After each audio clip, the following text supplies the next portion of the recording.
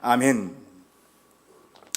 우리 계속해서 이제 신앙 기본에 관한, 우리 기독교 신앙의 기본에 관한 그런 내용을 좀 살펴보고 있습니다. 우리가 다 잘 아는 그런 내용들이고 한 번쯤은 다 우리가 말씀을 통해서 들어봤을 만한 그런 내용들이기도 합니다. 오늘 이 시간에는 세상은 어떤 곳인가에 대해서 좀 우리 말씀을 통해서 나눠보려고 합니다. 성도는 거듭난 사람이죠. 예수 그리스도를 통해서 거듭난 사람이죠. 여기서 거듭났다라는 말은요, 다시 새롭게 태어났다라는 그런 의미도 있지만은 하늘로부터 났다. 우리는 다 땅에서 난 존재잖아요. 그런데 이제 하늘로부터 난 새로운 존재다. 그런 의미도 있습니다. 그래서 우리는 주님이 주신 그 생명으로 하늘로부터 거듭난 새 생명을 덧입은 그런 존재로서 우리 시민권은 이 땅에 있지 않고 하늘에 있다 그랬죠. 우리는 하늘에 속한 하늘의 시민권자들입니다. 그럼에도 세상의 완전한 구속과 새 창조의 때까지는 우리 역시 세상 사람들과 동일하게 세상이 한복판에서 살아갑니다. 교회도 마찬가지죠. 교회는 세상과 구별된 하나님 나라 백성의 공동체이지만 그럼에도 늘 세상으로 보내심을 받습니다. 교회의 정체성은 늘 세상으로 보내심을 받는 존재다라는 그런 정체성이 있죠. 따라서 우리는요, 세상이 어떤 곳인지 알아야 합니다. 그리스도인은요, 세상에 대한 이해와 그리고 시각을 아주 분명하게 스스로 가지고 있어야 합니다. 명확해야 해요. 세상이 어떤 곳인가? 왜? 내가 늘 거하고 있는 곳이 세상이기 때문에, 우리 교회가 늘 보냄을 받는 곳이 세상이기 때문에 그 세상이 어떤 곳인가 라는 분명한 이해가 우리에게 있어야 하는데요, 그것은 당연히 성경을 통한 이해가 돼야 되겠죠. 내가 느끼고 내가 알고 있는 대로가 아니고 성경이 세상을 뭐라고 규정하고 있는가, 그걸 통해서 우리는 세상에 대한 시각을 가져야 합니다. 성경을 모르는 사람들이야 세상이 어떤 곳인가, 세상이 나고 그리고 살아가는 그런 곳으로서 특별히 행복을 추구하는 곳이나 아니면은 자아의 어떤 그 소망들을 성취해가는 곳이나 등등으로 이해할 수도 있고, 때로는 세상 가운데 어려움을 만나면은 무거운 짐을 지게 되면은 참 세상은 살기 힘든 곳이야, 세상은 고통스러운 곳이야, 고해 고통의 바다야, 그런 식으로 다 느끼기도 합니다, 세상에 대해서. 그러나 세상에 대한 그런 이해라는 것은 굉장히 다 감각적이고 표피적인 그런 이해죠. 우리가 그런 이해를 가지고 세상을 살면은 세상 사람들과 똑같이 세상의 본질과 정체에 대해서는 잘 정확히 모르고, 그러다 보니 인생의 목적을 놓치게 되고 그저 살아가는 대로 일희일비하게 됩니다. 우리는 그래서 성경이 세상에 대해서 뭐라고 말해주고 있는가, 그걸 우리는 기억해야 하겠죠. 성경은 세상에 대해 어떤 이해를 주고 있을까요? 그래서 오늘 이 시간 성경이 세상을 무엇이라 가르치고 있는가, 이 세상에 대한 성경의 본질적인 이해에 대해서 우리가 좀 배우는 시간을 갖겠습니다. 세상이라는 단어는요, 성경에서 코스모스, 신약 성경에서 코스모스라는 그런 단어인데요, 굉장히 수없이 많이 등장합니다. 그래서 그것이 뜻하는 의미도 여러 가지 그 의미가 다 있을 수가 있는데, 그런데 성경 전체를 통해서 우리는 세상에 대한 세 가지 이해를 가질 수가 있어요. 그러니까 성경은 세상에 대해서 삼중적인 이해를 우리에게 가르쳐주고 있습니다. 세 가지인데, 먼저는요, 세상이 무엇이냐, 성경을 통해서 세상이 무엇이냐, 그것은 창조된 세상이죠. 그렇죠. 하나님이 창조하신 질서다. 이게 코스모스가 질서거든요. 하나님이 창조하신 질서, 이게 성경이 세상에 대해서 교정하는 바입니다. 창조 세계, 이것은 원래 좋은 거였고 원래 선한 거였고 아름다운 거였죠. 하나님 보시기에도 흡족하고 완벽해 보이셨습니다. 그래서 우리가 창세기 1장에 보면은 하나님 세상을 만드신 다음에 좋았더라, 보시기에 좋았더라, 이것이 7번이나 연거푸 등장하는 걸 보죠. 그러니까 하나님은 세상을 원래 좋은 것으로, 아름다운 것으로, 모든 게 선한 것으로, 그리고 그 질서가 완벽한 것으로 하나님 그렇게 만드셨어요. 그래서 하나님은 당신이 만드신 세상을 당연히 아끼시고 사랑하십니다. 당신이 만드신 당신의 작품이기 때문에. 그래서 오늘 본문에 하나님의 세상을 이처럼 사랑하사, 이처럼이라고 그랬는데 그 아들 예수 그리스도를 이 땅에 보내실 만큼 그처럼 세상을 사랑하셨다라는 거죠. 하나님이 세상을 그렇게 사랑하신 이유는 무엇보다 그 세상이 하나님이 만드신 것이기 때문에, 하나님의 소유이고 하나님의 작품이기 때문에, 하나님이 아름답고 선한 것으로 창조하신 것이기 때문에 하나님이 세상을 사랑하시는 거죠. 그러면 여러분, 성경이 갖고 있는 세상에 대한 시각은 창조된 세상이라 그랬어요. 아름답고 선하게 창조된 세상. 그거에 대한 그리스도인으로서의 우리의 태도, 세상을 살아가는 우리의 태도는 무엇이 돼야 하겠습니까? 창조된 세상이기 때문에 그에 대한 우리의 태도는 한마디로 말해서 감사입니다. 그리고 경탄입니다. 경탄. 그러니까 시편 8편에 보면은 아주 대표적으로 그런 세상, 창조된 세상에 대한 경탄의 표현이 나오죠. 주의 이름이 온 땅에 어찌 그리 아름다운지요, 주의 영광이 하늘을 덮었다 그랬습니다. 온 하늘, 그리고 또 물론 온 땅 가운데 하나님의 영광과 섭리가 드러난다, 하나님의 솜씨가 드러난다. 그러니 온 땅, 온 세계를 바라보며 경탄한다라는 그런 고백이 있어요. 우리에게도 그런 감사와 경탄이 있어야 합니다. 우리는 하나님이 우리에게 주신 그 선물들 가운데 살고 있다는 거예요. 창조된 세계, 이것은 아담에게 주신 선물 아니겠어요? 바로 우리에게 주신 선물이고, 그 선물은 그냥 선물이 아니고 하나님이 작품으로, 온전한 질서로 만드신 하나님의 작품으로 아담에게, 곧 우리에게 주신 선물입니다. 그 작품, 그 선물은 말씀드린 대로 우리에게 동떨어진 것이 아니고 바로 우리를 위해서 주신 것이죠. 그런데 이 피조세계, 하나님이 만드신 작품 피조세계라는 것은 그냥 흔히 말하는 자연세계만 말하는 것이 아닙니다. 그래서 자연, 우주 만물을 보면서 그저 감사하고 경탄할 것이 아니라는 거죠. 우리 일상 있잖아요. 우리 모든 세상에 속한 우리의 일상들 있죠. 그것도 하나님이 우리에게 만들어주신 세계, 그 세계에 참여하는 과정이잖아요. 그러니 그 일상도 사실 감사와 경탄의 자리가 돼야 합니다. 온 세상은 하나님의 영광의 거처이고 성소이죠. 비단 이렇게 예배당 안에 나와요. 보통 예배당을 성전이라 그렇게 표현하기도 하는데, 예배드리는 곳, 거룩한 행위를 하는 곳이니까 성전이다, 뭐 그런 표현도 뭐 아주 틀린 것은 아니겠습니다만, 어쨌든 성전은 이와 같은 그런 특정한 장소만 말하는 것은 아닙니다. 하나님의 영광의 거처요 성소가 곧 하나님이 창조하신 모든 온 세상 피조 세계라는 거예요. 모든 만물이 하나님의 처소이고 그분의 옷자락이다라는 거예요. 그러니 우리는 우리 모든 삶의 자리, 곧 일상에서 하나님의 숨결을 느껴야 하겠죠. 그 일상에서 그분의 음성을 듣는, 그리고 그 일상을 통해서 일상의 자리에서 하나님의 솜씨를 고백하고 찬양하는, 감사하는 그런 우리 신앙이 돼야 할 겁니다. 왜요? 이 세상은 하나님이 하나님의 솜씨로 창조하신 자리이기 때문에 그렇죠.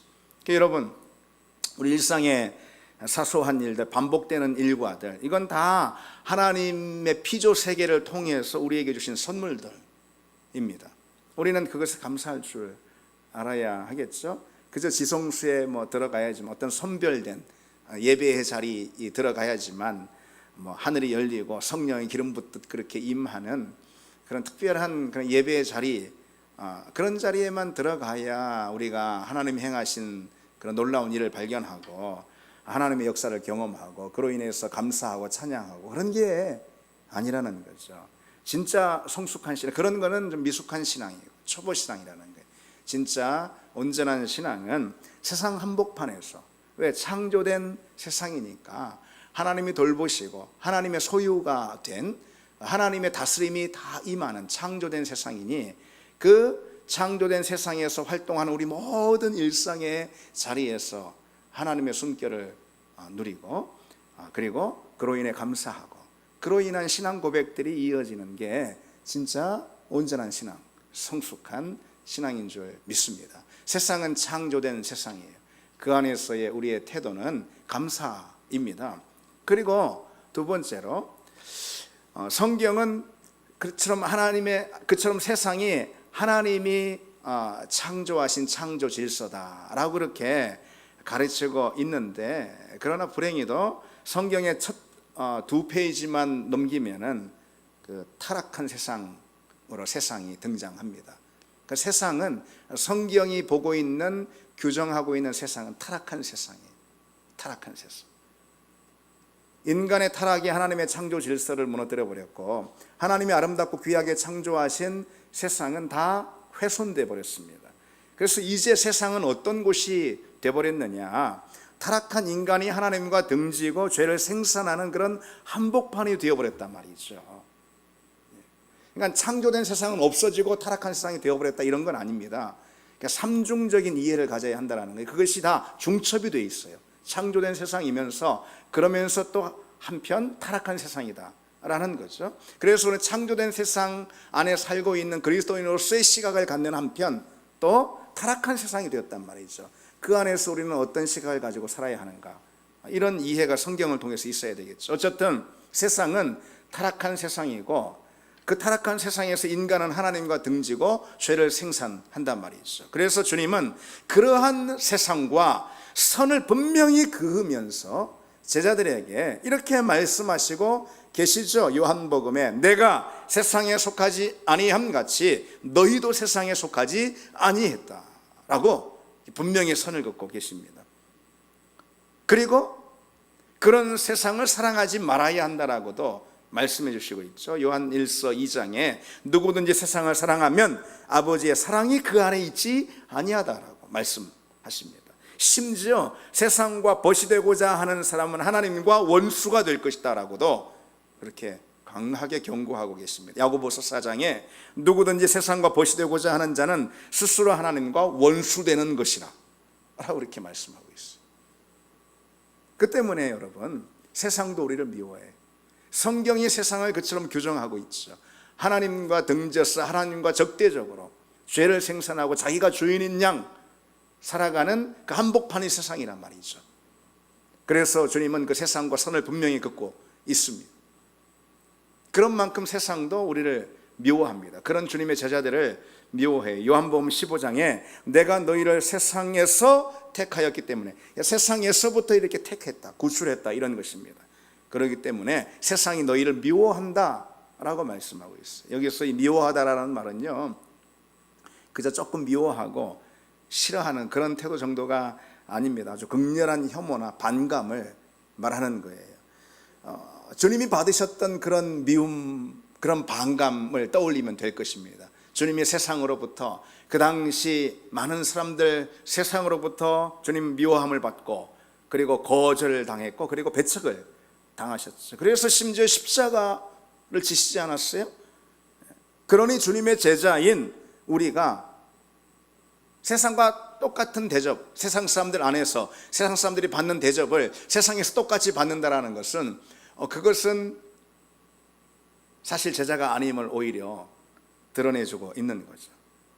우리가 정말 주님의 자녀라면 세상의 미움을 받는 것은 당연한 일이라는 거죠. 당연한 일인 것입니다. 그저 미움이 아니고 극렬한 반감이나 혐오를 받는 것은 당연한 것입니다.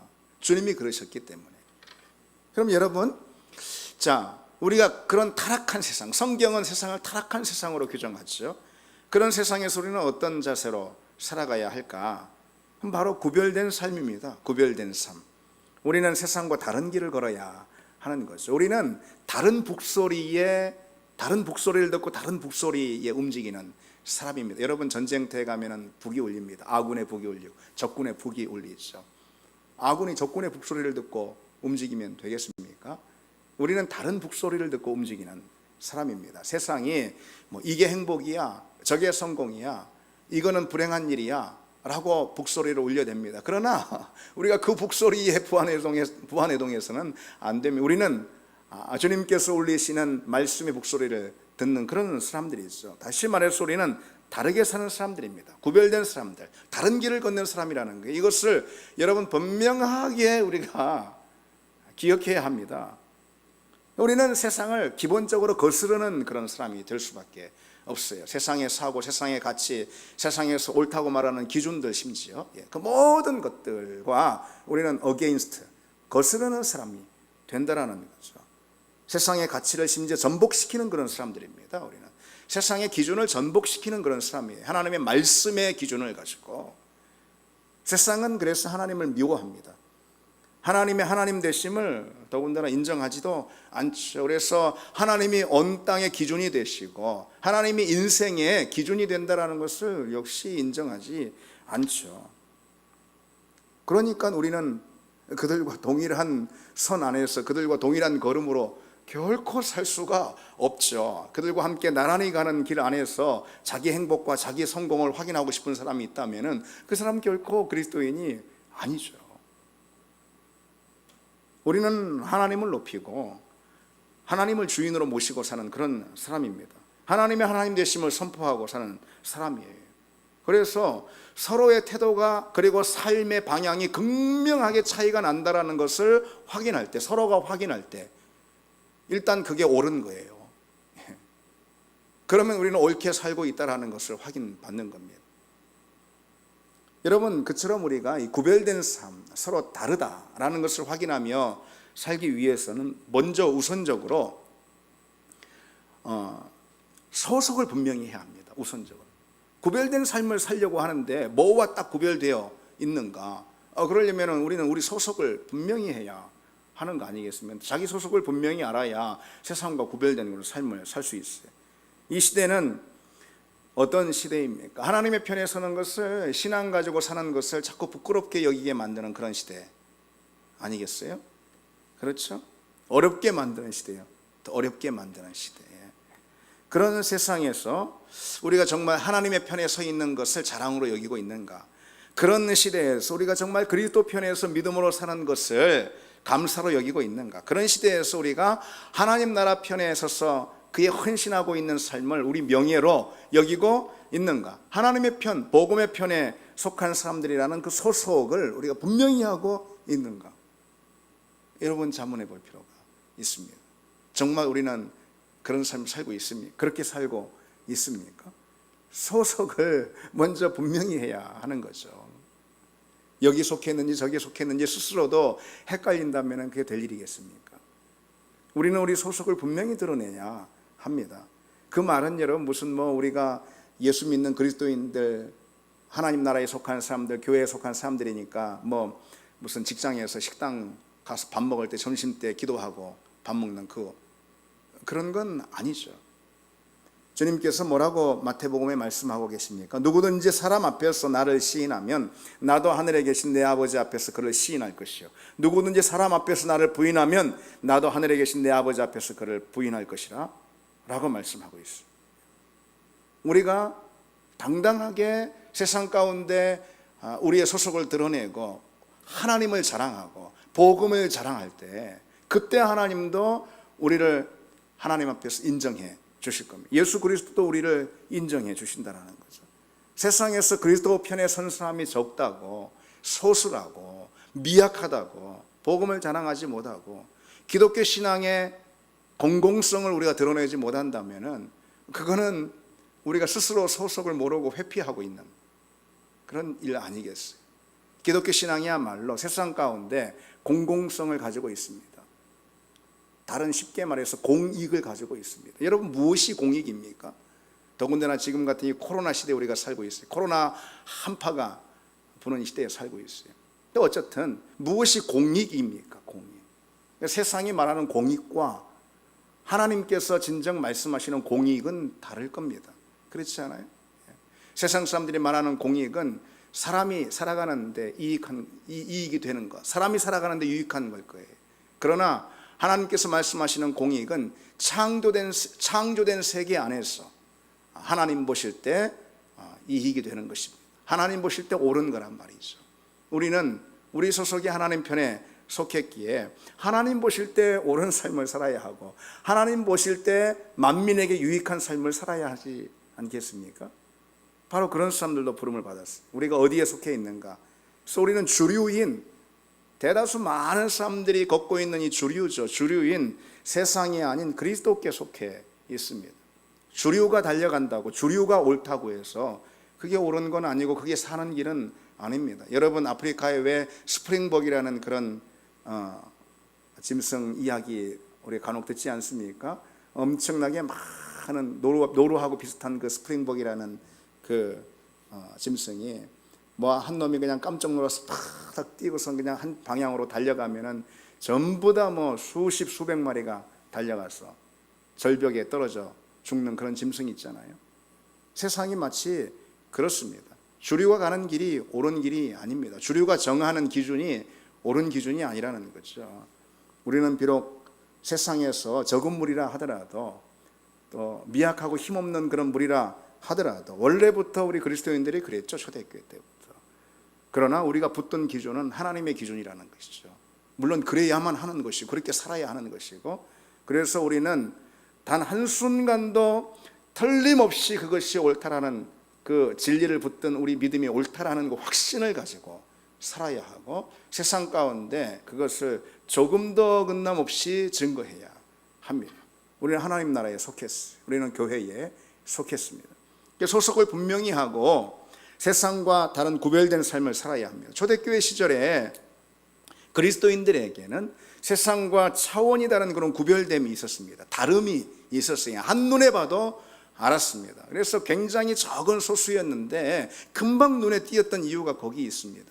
그 당시에 여러분, 지금 무슨 종교다원주의라 해서 수많은 종교가 있다 말하지만은 그때도 역시 마찬가지였어요. 로마의 만신전이 있지 않았습니까? 만 가지 신이 있었다라는 거예요. 당시 지중해 세계, 로마 세계 다 그랬습니다. 근데 수많은 종교들이 있었어요. 그러나 눈에 띄지 않았어요. 아주 큰 세력을 형성하고 있는 종교 외에는 눈에 띄는 것들이 별로 없었단 말이죠. 그런데 이 당시 초대교회 당시 기독교인, 그때의 0. 몇 %나 될까 말까 한 그 기독교인 금방 눈에 띄었단 말이죠. 팔레스틴 지역에서뿐 아니라 로마 제국 안에서도 금방 눈에 띄었어요. 기독교가 시작된 지 불과 20년도 채 되지 않았는데 로마의 황실까지도 쫙 기독교의 존재를 확인했단 말이죠. 왜 그랬을까요? 차이가 분명했거든. 다름이 분명했거든요. 명확한 구별됨이 있었거든요. 그래서 누구나 그가 그리스도인임을 알아봤고요. 특히 우리나라 초기 교회도 역시 그랬습니다.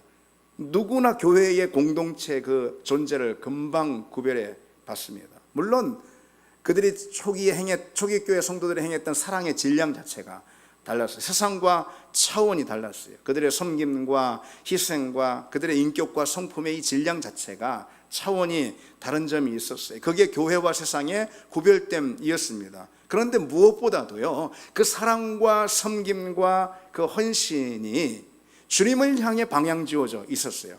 그러니까 주님을 향한 그 사랑과 희생과 섬김, 이것이 차원이 달랐습니다. 세상 사람들이 다 저마다 자기들 신이라고 믿는 그 신을 향해 갖고 있는 그런 태도와는 전혀 달랐다라는 것이죠. 그것이 명확한 구별됨이 되었습니다.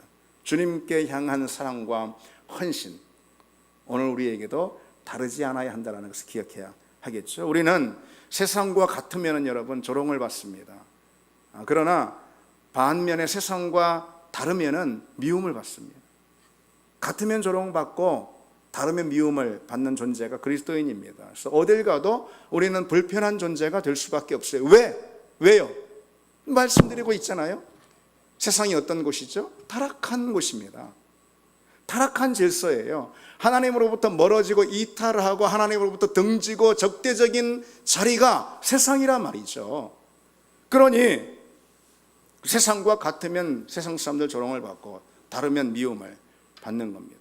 온전한 그리스도인은 세상의 가치를 쫓지 않고 진리로 세상을 거스름을 여러분 꼭 기억하시기 바랍니다. 그것을 통해서 내가 미움을 받게 된다면, 세상으로부터 미움을 받게 된다면 나는 믿음 생활에 있어서 성공적인 삶을 살고 있습니다. 마지막으로 여러분, 성경이 말하고 있는 세상이라는 건 뭐냐? 그것은 창조된 세상, 그리고 또 타락한 세상, 그리고 마지막으로는 구속된 세상이라는 그런 비전이 있습니다. 세상에 대한 구속은 회복을 말하는 거예요. 회복. 하나님이 주인 되신 질서 안에서 선하고 아름답게 창조된 그 세상이 말씀드렸듯이 죄로 인해서 오염되고 타락으로 일그러져 버렸다 말이죠. 망가졌어요. 바로 그 세상을 하나님께서 구속하셨습니다. 그리고 또 구속하실 것입니다. 그 구속을 완성하실 거예요. 예수 그리스도 십자가와 부활을 통해서 그 구속이 이미 시작이 되었고, 그리고 주님의 재림을 통해서 완성될 거예요. 그런 구속의 비전이 성경이 세상을 향해 갖고 있는 그런 말씀이에요. 요한계시록 21장에 보면은요, 세상을 구속하시는 그 역사 비전이 성경에 말씀되어 있습니다. 요한계시록 21장만 보시면은 보좌에 앉으신 이가 이르시되 보라 내가 만물을 새롭게 하노라 하시고, 또 이르시되 이 말은 신실하고 참되니 기록하라. 요한계시록에 그 환상을 보고 있는 요한의 환상이 4차례 나오거든요. 그 환상을 보고 있는 요한에게 이 말씀은 특별히 기록하라라고 그렇게 말씀하고 있는 대목이 있습니다. 어쨌든 여기서도 이 말은 신실하고 참되니 기록하라. 어떤 말이라는 거예요? 보좌에 앉으시니 곧 어린 양 예수 그리스도죠. 사도 요한이 환상 가운데 어떤 비전을 봅니다. 그게 펼쳐집니다. 하나님의 비전이 펼쳐져요. 마지막 때 완성될 그런 구속된 세상의 모습을 딱 비전으로 펼쳐주십니다. 근데 어린 양 예수 그리스도께서 뭐라고 말씀하시냐? 이 한마디 말씀하시죠. 보라 내가 만물을 새롭게 하니라. 만물을 새롭게 한다라는 것은 하나님께서 창조하신 창조 세계, 그러나 타락으로 인해서 망가지고 일그러져 버린 그 세상, 하나님께 등지고 있는, 그래서 멸망의 한복판에 있는 그 세상을 내가 새롭게 한다. 다시 말해서 구속한다. 다시 말해서 회복한다. 그런 말씀이죠. 이 타락한 세상에서의 중심은, 타락한 세상이 왜 타락한 세상이냐? 그 중심은 뭐냐면은 인간이 주인되는 세상입니다. 근데 사실 인간이 주인되기 위해서 하나님과 등져버린 게 타락 아니겠습니까? 인간이 주인되려고, 아담이 주인되려고. 그런데 그 계획은 숲으로 돌아가고 사단이 주인되어 버리지 않았어요? 마귀가 주인되어 버렸습니다. 그 마귀가 주인되어서 왕노릇하고 있는 그 세상을 보라 내가 새롭게 한다. 구속하고 회복한다. 이 구속과 회복의 중심 내용은 뭐냐면은 예수 그리스도가 다시 주인 되시는 거예요. 그래서 보좌에 누가 앉아 계십니까? 예수 그리스도께서 앉아 계시는 거죠. 그리스도께서 세세토록 왕노릇하는 그 나라로 회복되는 것, 이게 바로 구속된 세상입니다. 그럼 여러분, 구속된 세상, 그리고 그 구속이 계속 진행되는 세상, 결국 그 구속이 완성될 세상이에요. 이 세상이라는 것은 성경이 바라보는 세상이라는 것은, 그런 구속된 세상에서 우리는 어떤 태도를 가지고 살아야 하겠습니까? 그리스도인으로서 오늘 본문에 하나님이 그 아들을 세상에 보내신 것은 뭐라고요? 세상이 구원을 얻게 하려 함이라 그랬습니다. 따라서 우리는 하나님이 그리스도를 통해서 행하시는 그 구속의 동역자로 동참을 하는 사람들로 부름을 받는 거예요. 무엇을 통해서 구속의 동역자, 구속은 새 창조라 말할 수 있어요. 만물을 새롭게 한다 그랬으니까 새 창조예요. 무엇을 통해서 그 새 창조에 동참할 수가 있는가? 주님께서 요한복음 17장에 이렇게 말씀하시죠. 아버지께서 나를 세상에 보내신 같이 나도 너희를 세상에 보낸다라고 말씀하십니다. 우리는 복음을 들고 세상 한복판으로 나아가는 걸 통해서 하나님께서 세상을 구속하시는 구속의 역사에 동참할 수가 있는 거죠. 예수 그리스도 십자가 의와 부활의 생명 그 능력을 가지고 세상 가운데 계속해서 보냄을 받습니다. 그 우리의 보냄을 통해서 세상은 만물을 새롭게 하신다라는 주님의 약속 그대로 새롭게 되는 새 창조의 역사를 경험하게 되는 거죠. 그래서 복음으로 영혼을 구하는 거, 이것은요, 복음으로 세상을 새롭게 하는 거, 이것은요, 타락한 세상 가운데 아직도 남겨있는 그런 사람들을 이제 구속된 세상으로 편입시키는 그런 역사라 말할 수가 있어요. 그것은 단순히 사람들을 교회로 데리고 오는 그런 걸 가리키는 게 아닙니다. 그것은 새로운 질서, 새로운 코스모스, 이건 그리스도께서 왕 되신, 그래서 처음 창조하신 그 에덴의 질서가 회복되는 거죠. 에덴의 질서의 핵심은 뭐예요? 그리스도가 왕이신 거예요. 하나님이 왕이신 거예요. 그 질서가 회복된 구속된 세상, 그 세상으로, 그 새로운 질서와 코스모스로 아직 멸망의 자리에 있는 사단이 왕노릇하고 있는 그곳에 있는 사람들을 편입시키는 역사가 뭐냐? 이것이 복음 증거인 것입니다. 그리고 그 복음 증거야말로 구속된 세상에서 우리 그리스도인들이 행해야 할 가장 중요한 역할인 거죠. 여러분, 죽은 사람을 살리는 거, 이건 새 창조의 역사. 그러니까 영적으로 죽은 사람을 살리는 거예요. 복음으로 살리는 것은, 이것은 구속이라고 그러잖아요. 구원이라고 그러잖아요. 이 구원은요, 새 창조의 역사인 거예요. 창조가 여러분 하나님의 기적이듯 구원 역시 새 창조의 역사, 새 창조의 기적인 것입니다. 여러분, 성부 하나님께서 행하신 것이 창조잖아요. 창세기에서 창조. 성자 예수 그리스도께서 행하신 것이 구속이죠. 이 구속은 새 창조의 역사입니다. 만물을 새롭게 하는 새 창조예요. 그래서 이런 생각을 여러분 해보자는 거예요. 최초의 기적이자 가장 놀랍고 영광스러운 기적은 창조의 역사입니다. 창조의 기적만한 기적은 더 없어요. 그래서 여러분, 뭐 홍해가 갈라진 게 기적입니까? 그렇습니다. 그러나 홍해를 만드신 건 뭐예요?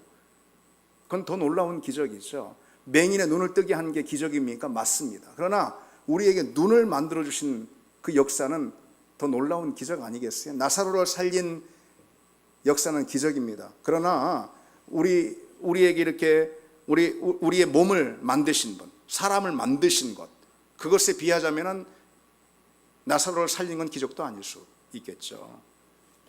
뭘 말씀드리는 거냐면은 창조만한 기적이 없다라는 거예요. 그런데 여러분, 말씀드렸듯이 예수 그리스도의 십자가와 부활을 통해서 생명이 전해지는 사건, 그걸 구원인데, 이 구원은 뭐냐면은 새 창조인 거예요. 새 창조. 그래서 구원의 사건은 창조의 사건과 버금가는 것입니다. 여러분, 아버지께서 행하신 기적, 창조의 기적, 아들 하나님이 행하신 기적은 구원의 기적이에요. 이것은 동일한 기적인 거예요. 구원의 역사는 창조의 역사입니다. 제가 뭘 말씀드리고 있는 걸까요?